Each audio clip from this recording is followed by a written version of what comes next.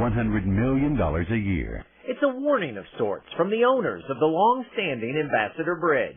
Extending the tax hike on seniors, more job-killing taxes.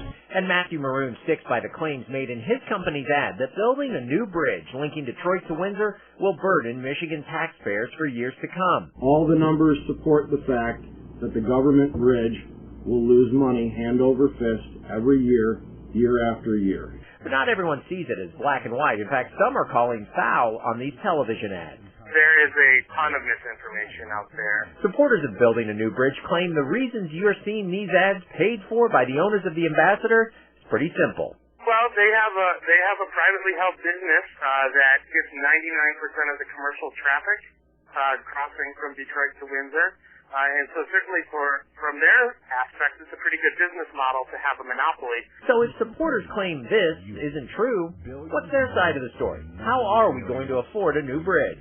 Under the current plan, we're going to pay for the bridge through a public-private partnership. The bridge itself will remain in public ownership, but it will be privately financed, operated, and managed. So what does it mean for you and me? Well, let's break down the current proposal. Several sources put the bridge's total cost for Michigan at $1.3 billion. Canada would pay the other half, and then some. And that's where things get interesting. Canada, recognizing the fiscal constraints of Michigan's situation right now, has offered to pay up to $550 million for the Michigan portion of the project that would connect I-75. Essentially, Canada loans Michigan $550 million for the project. The state takes the borrowed Canadian money, sends it to Washington to leverage for matching federal transportation funds. The rest is covered by private investors.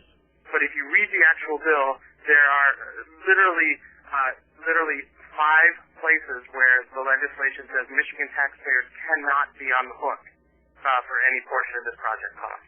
So how would we pay that loan back to Canada? With toll revenues over time. First, the investors would be paid off. Once that's done, Canada gets repaid. After that, the tolls would be split 50-50 between Michigan and Canada. Supporters admit it'll be a long time before a new bridge is a moneymaker. Opponents say that day will never come. Tolls alone will not cover the expenses of the governor's bridge proposal.